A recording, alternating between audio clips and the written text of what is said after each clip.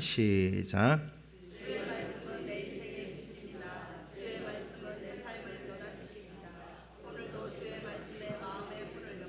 말씀하여 주옵소서. 듣고 깨닫고 말씀대로 살겠습니다. 아멘. 우리가 잘 아는 시인 중에 서정주 시인이라는 분이 있습니다. 이름은 잘 생각이 안 나실지는 몰라도 국화옆에서라는 시가 있습니다. 그 시를 제가 한번 낭독해 드릴게요. 한 송이의 국화꽃을 피우기 위해 봄부터 소쩍새는 그렇게 울었나 보다. 한 송이의 국화꽃을 피우기 위해 천둥은 먹구름 속에서 또 그렇게 울었나 보다. 한 번쯤은 다 들어보신 시 맞으시죠? 한 송이의 국화꽃을 피우기 위해서 봄부터 여름을 거쳐 수많은 시련, 고난을 거쳐 꽃을 피우고 가을이 되면 열매를 맺습니다. 국화는 한 송이 꽃으로만 지나지만 여러 가지 많은 과실수 나무들 보면 꽃을 피우고 여름 태풍 비바람 그런 거 다 견뎌내서 가을이 되면 귀한 열매를 결실하게 됩니다. 인생의 모든 일이 다 그런 것 같습니다. 계획을 세운다고 다 아름다운 열매를 맺느냐? 거기에 물음표가 생깁니다. 다 수고하고 노력하고 열심히 한다고 반드시 좋은 열매를 맺을 수 있느냐? 보장은 없습니다. 결실을 맺기 위해서 수없이 많은 수고, 노력, 희생이 따르지요. 오늘 본문의 내용도 이와 같은 내용이 기록되어져 있습니다. 느헤미야, 하나님 앞에서 거룩한 예루살렘 성 재건이라는 비전을 가졌습니다.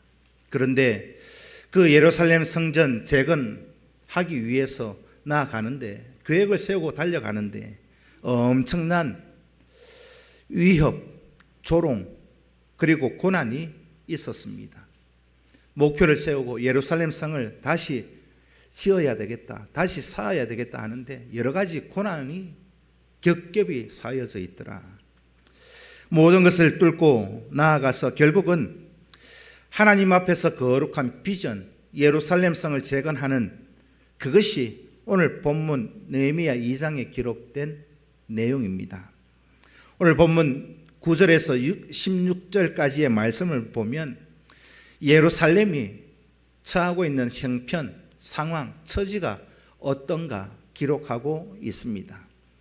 오늘 본문 9절에서부터 시작하기를 강서쪽 총독들이 심히 근심했다. 근심한 이유를 9절, 10절 가운데에서 말씀하고 있는데 이스라엘 자손을 흥황케 하는 한 사람이 그곳에 예루살렘에 왔기 때문입니다. 그가 누구냐? 누구일까요? 느헤미야. 그것도 왕이 보낸 경호부대 호위를 받고 왕의 조서를 들고 왕의 최측근 고위 관리가 예루살렘 총독으로 부임했다. 그런데 이 소식을 전해들은 강서쪽에 있는 그 총독들에게 있어서는 이 소식이 심히 근심스럽고 탐탁지 않은 그런 소식이었죠. 왜냐하면 자기들의 통치 영역이 줄어들기 때문입니다. 자기들이 사마리아와 예루살렘을 다 다스리고 있는데 거기에 왕의 조서를 들고 느헤미야가 예루살렘 성에 왔다. 이 예루살렘 지역과 유대 지역 별도의 총독 그 한 관할 안에 있는데 자기들이 다스려야 되는 그 관할이 줄어드니까 서쪽 그 관리들이 총독들이 좀 마음이 불편해지기 시작합니다. 그리고 느헤미야가 왕의 조서를 받고 군대까지 데리고 대동해서 오니까 강서쪽에 있는 총독들 마음에는 어떤 생각이 드느냐? 이제는 이류 권력으로 내려앉는 그 모든 것을 생각해 보니까 근심이 쌓이지 않겠습니까? 세상의 모든 호, 불호, 좋아하는 것과 좋아하지 않는 것, 그 밑바닥에는 이기적인 개인적인 욕망, 욕심, 그런 것들이 깔려져 있습니다. 오늘 본문의 이 서쪽 총독들도 자기들이 다스려야 되는 그 관할이 줄어드니까 욕심이 들어가서 그것이 그들에게는 고난의 시간으로 다가오더라. 좋아하고 싫어하는 것 다 있죠. 이것을 호불호라고 얘기합니다. 그런데 그 밑바닥에는 개인적인 이기적인 욕망, 욕심이 다 들어가 있습니다. 하나님의 뜻이 아니라 내가 생각해 볼 때 나에게 유익이 되면 좋은 것이고, 나에게 손해가 되고 나에게 좀 덕이 안 된다 싶으면 나쁜 것이다. 그렇게 생각들을 다 하더라는 것이요. 그것이 이 땅에서 우리가 일반적으로 살아가고 있는 사람들의 취향, 삶의 모습이라고 할 수 있습니다. 구약시대부터 시작해서 오늘 이 시대까지 이르러서 타락한 세상에서는 보편적으로 나타나고 있는 일반적인 현상입니다. 그 밑바닥에 무엇이 있느냐? 이기적인 욕심, 그것이 뿌리를 잡고 있습니다. 여러분들은 아니라고 자신 있게 말씀할 수 있으십니까?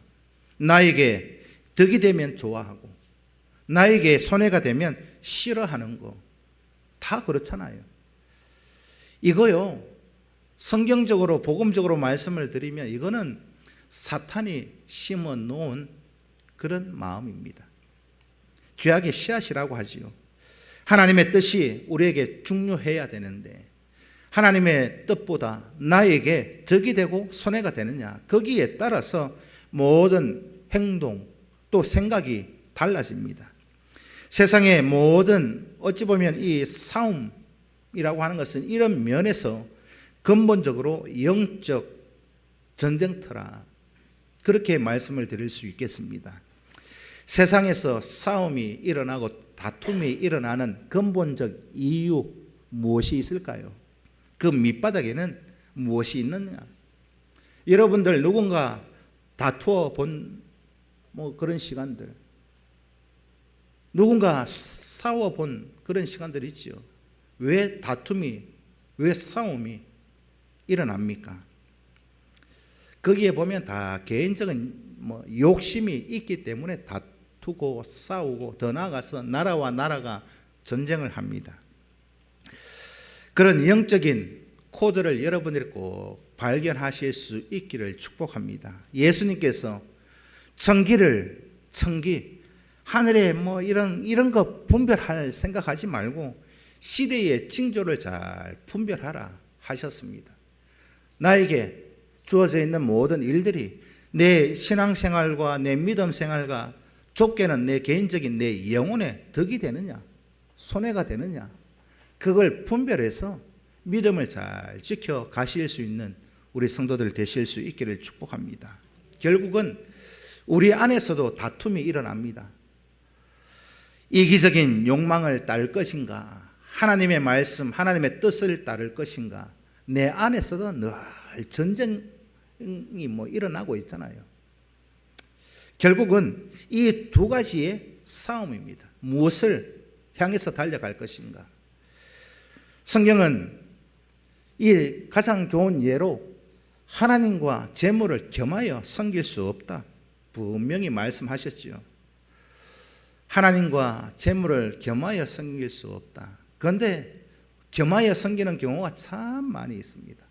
천국은 가야 되겠고, 또 이 땅에서도 재물의 손해를 보기는 싫고, 이기적인 욕망이 있으니까 거기에 재물에 대한 탐욕이, 욕심이 생겨나기 시작합니다. 그래서 죄가 일어나는 이유가 뭐냐? 우리가 하나님 앞에서 말씀대로 살지 못하고 죄악된 길을 걸어가는 주된 이유, 동기가 무엇이냐? 성경은 이렇게 말씀하고 있습니다. 야고보서 1장 14절 15절을 함께 읽습니다. 야고보서 1장 14절, 15절 시작.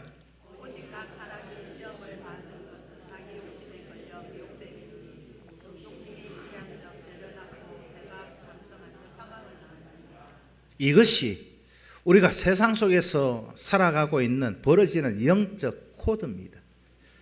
사탄이 하와에게 찾아와서 너가 이 선악과를 먹으면 하나님처럼 된다. 욕심을 불어 넣었더니 욕심이 들어오는 순간 하와의 마음이 생각이 어떻게 바뀌느냐. 그 욕심을 가지고 선악과를 바라보니까 먹음직도 하고 보암직도 하고 탐스럽게 여겨지더라. 뭐가 들어가니까요? 욕심이 들어가니까. 그래서 이 욕심이 그 안에서 장성하고 장성하고 계속 자라나기 시작합니다. 자라나니까 결국은 선악과를 따먹는 행동을 하게 되더라. 그 씨앗이 오늘 저와 여러분들이 살아가고 있는 오늘날까지도 계속 이어지고 있습니다. 그 가운데 우리가 무엇을 위해서 살아가야 할 것이냐. 이 영적 전쟁 속에서 내 안에서부터 이런 전쟁, 이런 여러 가지 온갖 잡동사니가 내 안에서 다투고 있는데 하나님이 우리에게 주신 원칙이 무엇입니까? 마태복음 6장 33절 말씀을 읽습니다. 시작.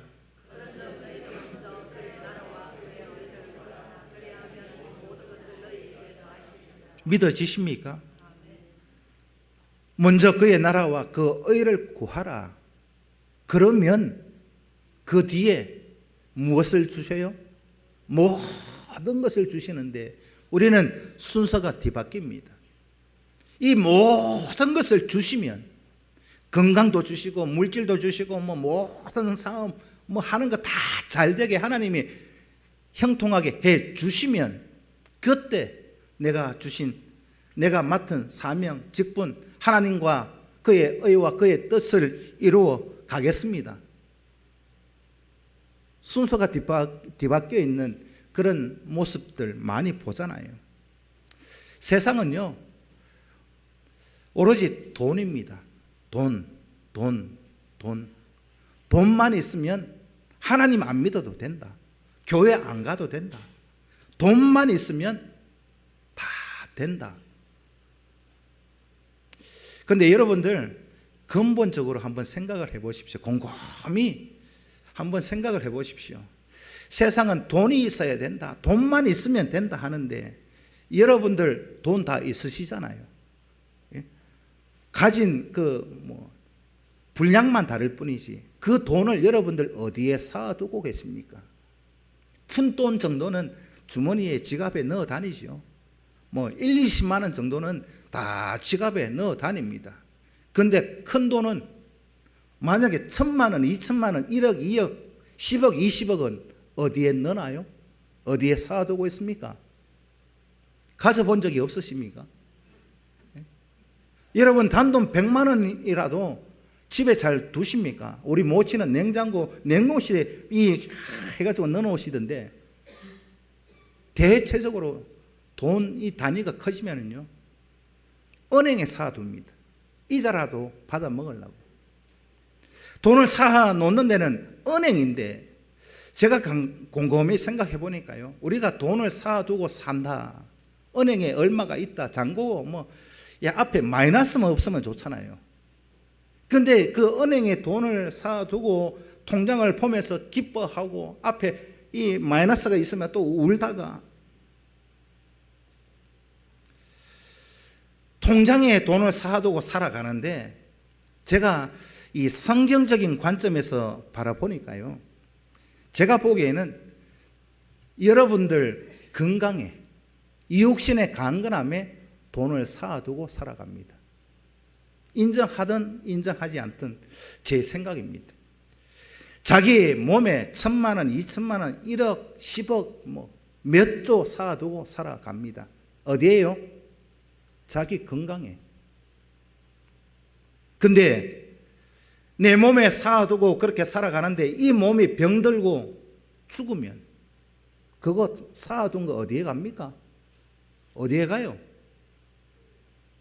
흔적도 없이 사라집니다. 인정하시든 안 하시든 저의 생각입니다. 모든 돈이라고 하는 이 금액 단위는 다를지 몰라도 모두가 내 건강에 쌓아두고 살아가요. 여러분, 암만 돈이 많아도 병들어서 병원에 누워 있어 보십시오. 그 돈이 무슨 소용이 있습니까? 너무 좋은 일만 다 시키죠. 결국은 우리가 쌓아놓는 돈, 은행에 쌓아두는 것이 아니라 결국 우리 육체 위에 쌓아두더라.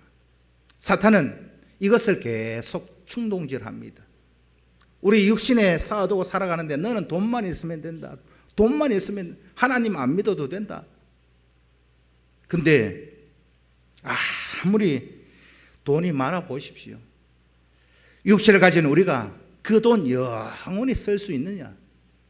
풀과 같이 다 시들어버리고 아침 안개처럼 사라져버리는 그것이 우리의 한계입니다. 오늘 저와 여러분, 돈이 적다고 걱정할 이유도, 돈이 많다고 자랑할 이유도 없어요. 만약에 내가 비디 위에 살아가고 있다, 대출이 많다 해도요, 내 몸만 건강하면은요 갚아 나갈 수 있어요. 근데 암만 돈이 많아도 내가 질병에 걸려서 병원에 누워 있고 막 혼수 상태에 들어가 있다 보십시오. 자식들은 무슨 생각하는지 아십니까? 아이고, 우리 아버지 우리 어머니 왜 빨리 안 돌아가시노? 뉴스를 한번 보십시오, 여러분들. 그런 생각하는 자녀들 많이 나와요. 오늘 본문에 있는 강서쪽 총독들 역시도 마찬가지였습니다. 결국은 그들의 마음속에 품고 있는 게 뭐냐? 하나님의 뜻이 아니라 그들 개인의 영역이 좁아지고 손해가 되는 것, 거기에 따라서 그들이 좋고 나쁜 그 모습을 나타내고 있더라. 오늘 본문에서 예루살렘에 도착했던 느헤미야가 밤중에 엄밀히 하나님이 주신 비전을 이루기 위해서, 예루살렘 성을 재건하기 위해서 상황 파악을 하기 위해 밤에 엄밀히 나가 보았습니다. 살펴본 예루살렘의 형편이 어떠했느냐? 느헤미야가 여기에 부임하기 이전에 소문으로 듣고 있던 것보다 더 심각했습니다. 느헤미야가 들은 소문이 무엇이냐? 오늘 본문 앞에 1장에 보면 이렇게 기록하고 있습니다. 1장 3절은 느헤미야가 여기 도착하기 이전에 소문으로 들었던 내용입니다. 1장 3절을 함께 읽습니다. 시작.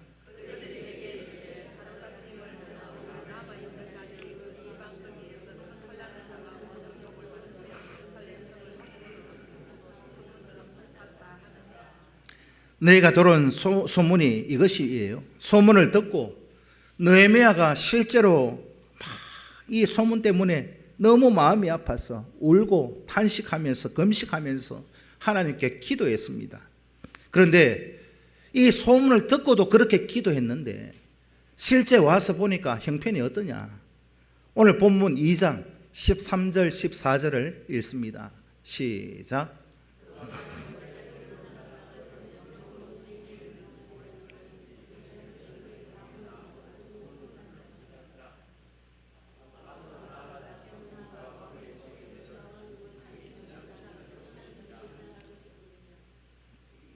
가서 보니 들었던 소문보다 더 형편이 심각했습니다. 얼마나 피폐했는지 짐승이 지나갈 길이 없을 정도로 예루살렘 성벽이 다 무너지고 성문도 불탔다. 모든 것이 다 돌무더기가 되었다라는 말입니다. 오늘 느헤미야 2장 15절 말씀을 함께 읽습니다. 시작.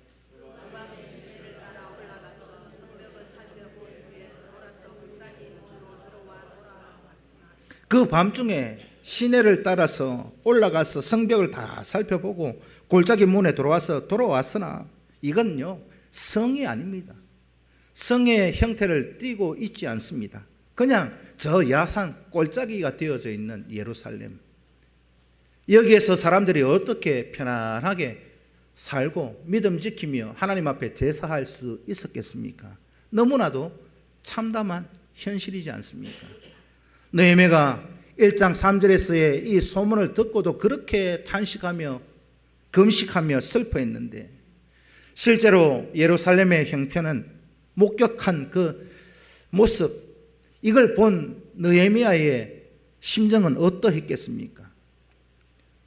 들은 소문 듣고도 금식하고 애통해하고 그렇게 기도했는데 더 처참했습니다. 이 모든 상황을 지켜보고 말 못하고 있는 그 느헤미야. 그런데 상황이 너무나 참담하니까 아마도 하나님 앞에 울며 탄식하며 기도하는 시간을 가졌지 않았을까. 예루살렘의 형편, 아마 우리 지지난 주간의 산불 때문에 경남, 경북 할 것 없이 다 초토화되어 버린, 야, 우리 집에 불 탔단다. 근데 실제 가서 가기 전에, 야, 저 우리 집에 불 났다. 그 얘기 듣고 탄식하고 있는데 실제 가서 보니까 다 잿더미가 됐더라. 그 말 못할 상황, 말문이 막히는 그런 느낌이 느헤미야에게 있었다는 겁니다. 할 말을 잃은 이 침묵의 시간에 느헤미야가 할 수 있는 일은 무엇이 있습니까?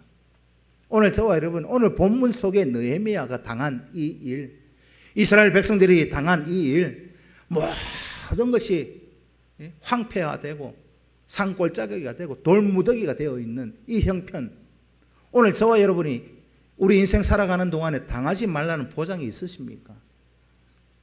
그런 일 없어야 되죠. 그런데 없어야 되는데 이거 우리가 보장받을 길이 없잖아요. 내일 일을 안다면 미리 대책을 세울 텐데. 할 말을 잊어버린 참담한 상황, 그 처지 우리에게 당할 수도 있지 않겠습니까? 이때 저와 여러분들이 당한 일이라고 한다면 우리가 해야 할 일은 무엇이겠습니까? 아무것도 할 게 없어요. 여러분들 집이 홀라당 다 타버리고 아무것도 없을 때 말문이 막혀있는 그런 형편 속에서 무엇을 할 수 있을까요?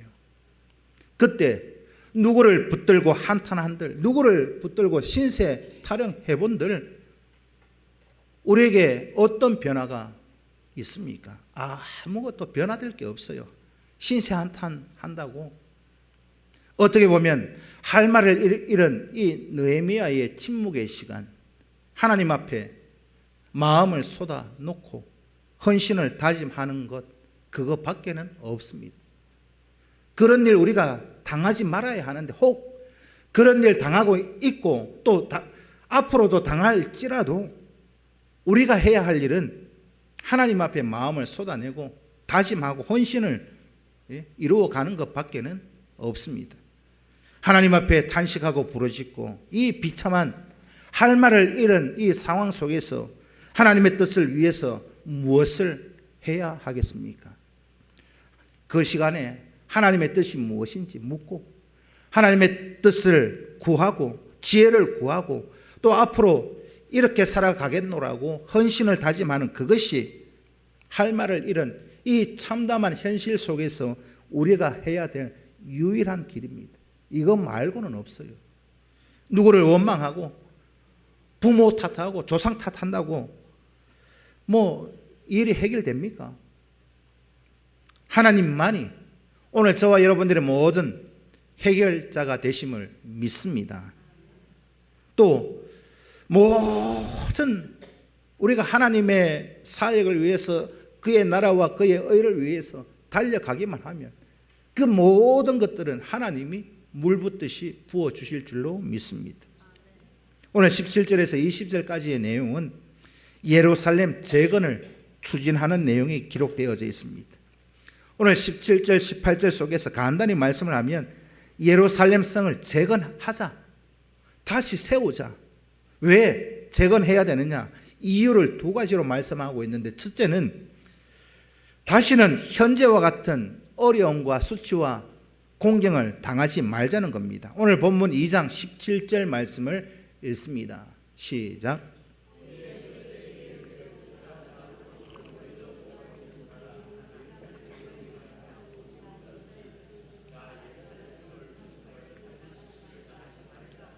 이 17절에서 다시는 수치를 당하지 말자. 어떤 수치입니까? 공경 가운데 모든 것이 황폐하고 성문도 불탔고 그런 가운데 있지만 수치를 당하지 말고, 그 어려움 가운데 있지만 어떤 어려움 때문에, 이런 고난 때문에 이걸 보고 너희들이 보고 있지 않느냐. 이제는 이런 일 우리의 삶의 모습 속에 우리 민족 가운데 다시는 일어나지 않도록 만들어 보자. 다시 이 예루살렘 성만 재건하는 것이 아니라 예루살렘 안에 있는 이 이스라엘 백성들 모든 믿음까지도 다시 재건하자. 이런 어려움과 공경에 고난에 주저앉아 있지 말고 머물러 있지 말고 다시 일어나서 이 성읍도 건축하고 우리도 믿음으로 일어서 보자. 이것이 느헤미야가 성을 재건하자고 말하는 첫 번째 이유였습니다. 두 번째는 하나님께서 나에게 이런 비전을 주셨다. 나를 이곳에 보낼 때는 하나님 계획을 주셨고 뜻을 이루라고 나를 여기에 보내주셨다. 예루살렘 성을 건축하고 다시 재건할 수 있는 사명도 주셨다. 그것이 오늘 본문 18절에 있는 내용입니다. 2장 18절을 읽습니다. 시작.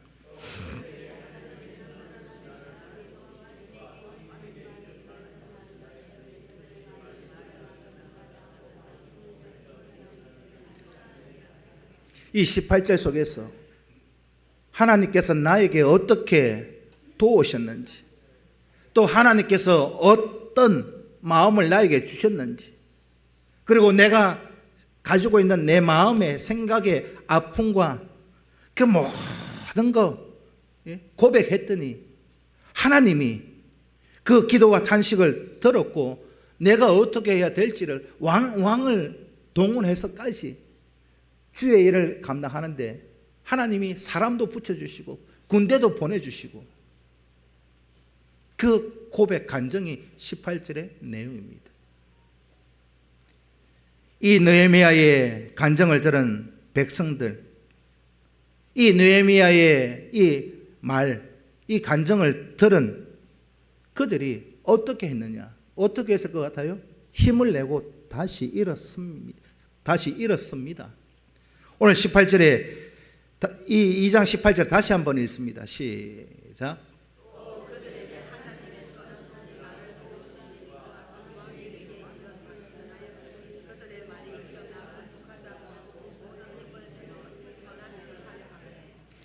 느헤미야가 이렇게 간증하고 나니까 그 하반절에 그들의 말이 백성들의 입에서 뭐라고 하느냐?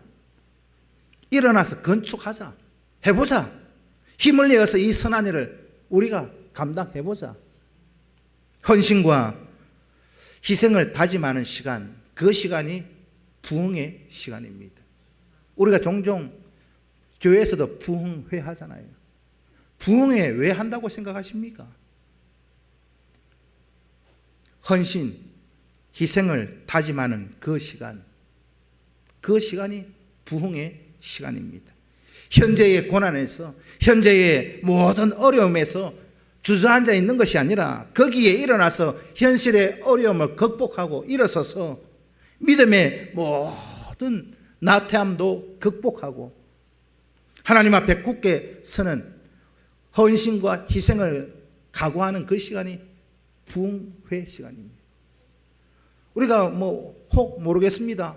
교회들마다 부흥회 할 때 여러 가지 생각들을 가지신 분들이 종종 있던데, 우리가 부흥이라고 하는 거는요, 나 개인적으로 여러분들 개개인이 그 모든 현실의 어려움도 극복하고 믿음의 나태함도 다시 일어설 수 있는 시간, 그 시간이 부흥의 시간이어야 합니다. 성령의 부흥은 헌신과 희생을 동반하는, 다짐하는 의지적인 결단의 시간이어야 합니다. 여러분, 행동이 없는 부흥 있을 수 없습니다. 말로만 우리가 부흥 한다고 부흥 될 수 있는 게 아닙니다. 우리가 흔히 부흥 그러면 교회의 양적인 그런 숫자가 늘어나는 부흥만 생각하시는데요, 개개인의 믿음의 부흥이 먼저 일어나셔야 합니다. 내가 말씀대로 살지 못했구나.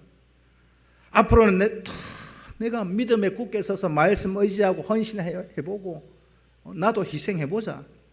그런 다짐의 시간이 먼저 나에게 있어질 때, 개개인의 부흥이 일어날 때 교회의 양적 부흥은 일어나는 겁니다. 부흥은 한 줄로 요약하면 하나님 앞에서 믿음으로 살려는 거룩한 결단, 거룩한 변화의 시간이 부흥의 시간입니다. 그것을 위해서 헌신도 하고 희생도 하고, 오늘 본문 19절 20절에서 느헤미야의 교회에게 강서쪽 이 총독들이 어떻게 반응하고 나오느냐. 오늘 본문을 보니까 느헤미야의 계획을 방해합니다. 예루살렘 성 재건을 방해합니다. 중단시키려고 합니다. 그들은 두 가지 방법으로 중단시키는데, 첫째는 조롱하고 경멸합니다. 그리고 비웃고 있습니다. 이렇게 하는 이유가 무엇일까요? 강서쪽 총독들이 조롱해요. 아이고 저것들 한 봐라, 저것들 한 봐라. 조롱하고 경멸하고 비웃고, 아이고 성이 다 무너졌는데 성을 세운단다, 성을 세운단다, 저것들 한 봐라. 그렇게 비웃고 있습니다. 왜 이렇게 했을까요? 성을 재건하자는 느헤미야와 백성들의 의욕을 꺾으려고. 우리가 어떤 일을 할 때 그런 경우 종종 있잖아요. 우리가 어떤 집에서든 교회에서든 직장에서든 어떤 일을 해 보려고 할 때 옆에 있는 사람이요, 그래 되겠다, 한번 해보자. 그러면 힘나잖아요.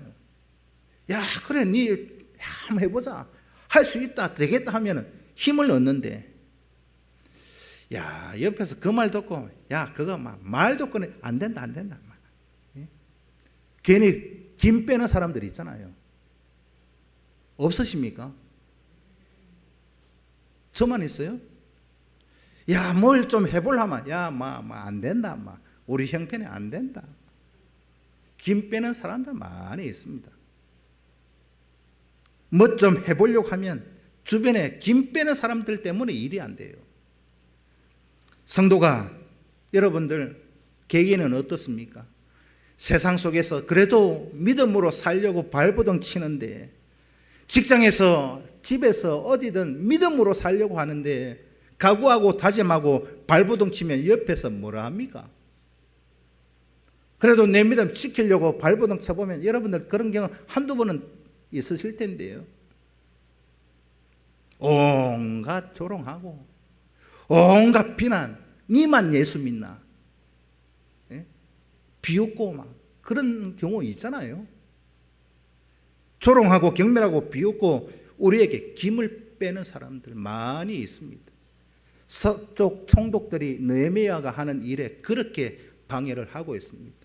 여러분 간절히 부탁드리건대 교회 일이든 주의 일이든 무슨 일이든 김 빼는 사람은 하지 마십시오.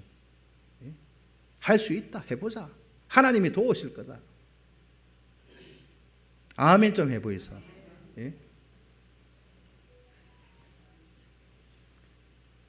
김 빼는 것만큼요, 일 참 좀 그래요. 두 번째, 이 서쪽 총독들이 한 일이 뭐냐? 악의적으로 선동합니다. 백성들을 선동하고 백성들 앞에 협박을 합니다. 너희가 왕을 배반하려고 하느냐? 세상의 권력으로 협박까지 하고 있습니다. 비난하고 경멸하고 조롱하고, 그것이 안 되니까 이제는 협박을 해요.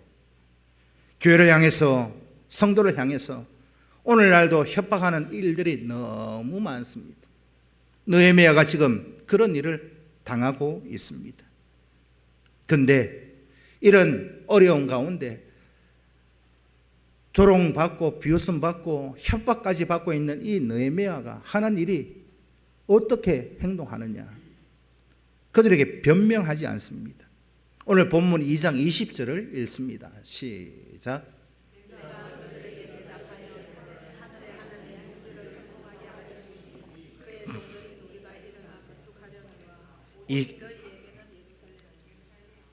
이게 믿음입니다.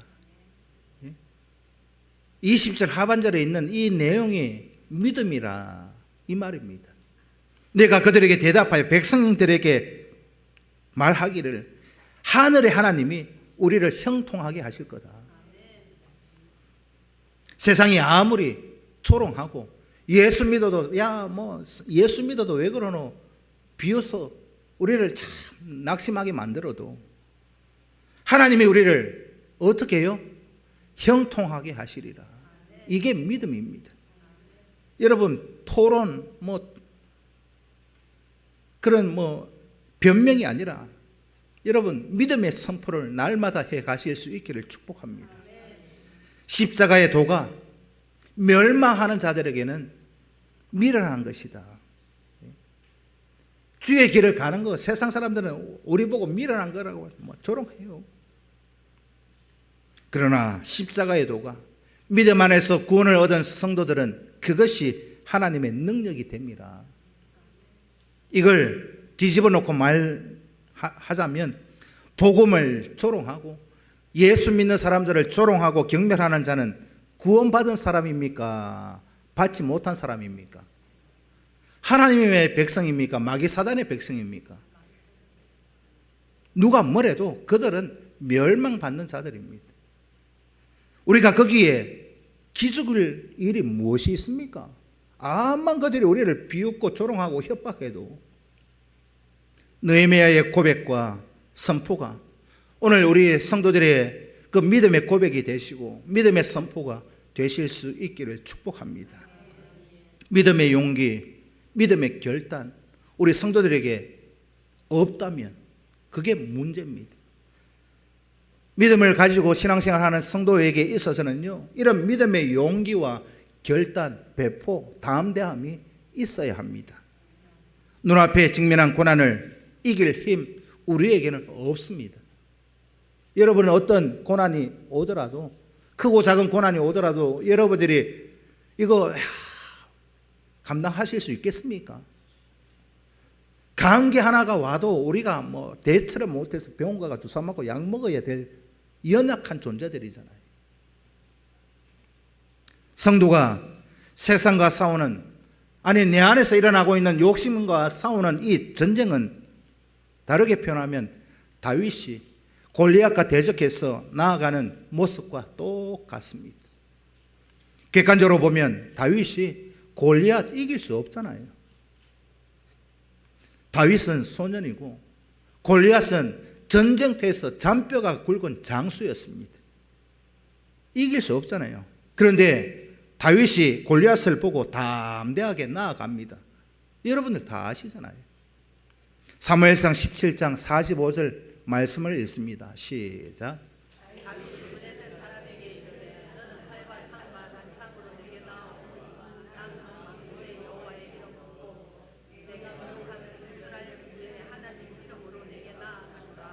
이 사무엘상 17장 45절에 있는 이 고백이나 오늘 본문 2장 20절에 있는 느헤미야의 고백이나 똑같은 겁니다. 내가 그들에게 대답하여 이르되 하늘의 하나님이 우리를 형통하게 하시리라. 다윗의 고백이 뭡니까? 너는 칼과 창과 단창으로 나오지만은 나는 너가 나를 비웃고 조롱하고 경멸하지만은 다윗이 뭘 들고 가요? 하나님을 향한 이름, 믿음 그거 하나 가지고 너에게 간다. 하나님의 영광을 위해서 싸우는 다윗, 그가 이깁니다. 이겼습니다. 하나님의 영광을 위해서 믿음 안에서 담대하게 선포하고 나아가는 자들만이 이길 줄로 믿습니다. 오늘 이것이 오늘 본문을 통해서 느헤미야를 통해서 우리에게 보여주고 있는 하나님의 메시지입니다. 믿음에 굳게 서서 수치를 당하지 마십시오. 남들보다 건강이 좀 약하면 어때요? 남들보다 물질이 돈이 좀 쪼달리면 어때요? 내가 믿음으로 나아가면 하나님이 형통하게 하실 텐데 이 믿음이 없으니까 기도해도 안 되네, 예수 믿어도 안 되네, 이 믿음이 없으니까요. 예루살렘의 처참한 형편을 살펴본 느헤미야가 예루살렘 백성들에게 외친 선포였습니다. 믿음에 굳게 서서 다시는 이런 수치를 당하지 말자. 이런 믿음 고백만 우리 마음 속에 깊이 새기고 믿음으로 나아가면, 하나님 앞에 나아가면 그 나머지 일은 하나님께서 책임져 주실 줄로 믿습니다. 이길 수 있는 방법이 뭐냐? 우리에게는 없어요. 하나님께 붙어 있어야 된다, 이 말입니다. 어떤 어려움이 있을지라도, 자식이 속썩여요. 아유, 남편이 속썩이고, 마누라가 속썩이고, 누가 옆에 있는 성도가 속썩이고, 목사가 속썩이고, 그래도요, 하나님 앞에 탄식하고 부르짖고 하나님 앞에 우리 행분을 다 쏟아내면 교통정리는 누가 하시느냐? 하나님이 하시더라. 느헤미야가 뭐라고 합니까? 해보자. 이렇게 도와주셨다니까 백성들도 해보자. 동참하는 것처럼 오늘 본문에 있는 느헤미야가 하는 것처럼 우리도 해가시면 됩니다. 너무나 참담하고 너무나 어이가 없고 할 말이 없어서 할 말을 잃은 이 상태에서 하나님 앞에 울며 탄식하며 금식하며 쏟아내었더니, 하나님께 도움을 구했더니 하나님께서 지혜도 주시고 하나님의 인도하심이 있었더라. 그것이 오늘 느헤미야 2장에 있는 내용입니다. 하나님께서 길을 보여주실 때 느헤미야는 믿음으로 달려갔습니다. 오늘 저와 여러분, 이것이 느헤미야가 당하고 있는, 이 이스라엘 백성들이 당하고 있는 현실을 극복하기 위해서 했던 행동이었습니다. 골리앗을 대적하러 나가는 다윗, 이렇게 선포합니다. 사무엘상 17장 47절 말씀을 읽습니다. 시작.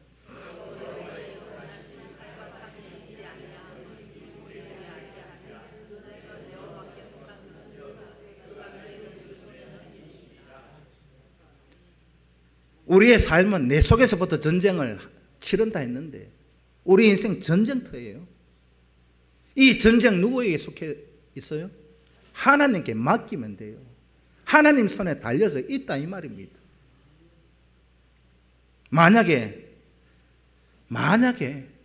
다윗이 골리앗에게 졌다면, 성경 기록에 골리앗에게 다윗이 졌더라, 져가지고 죽음을 당했더라, 이렇게 기록되어 있었다고 가정해 보십시오.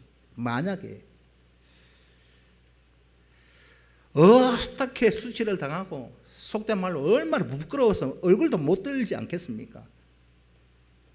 그거 안 봐도 답은 나오잖아요.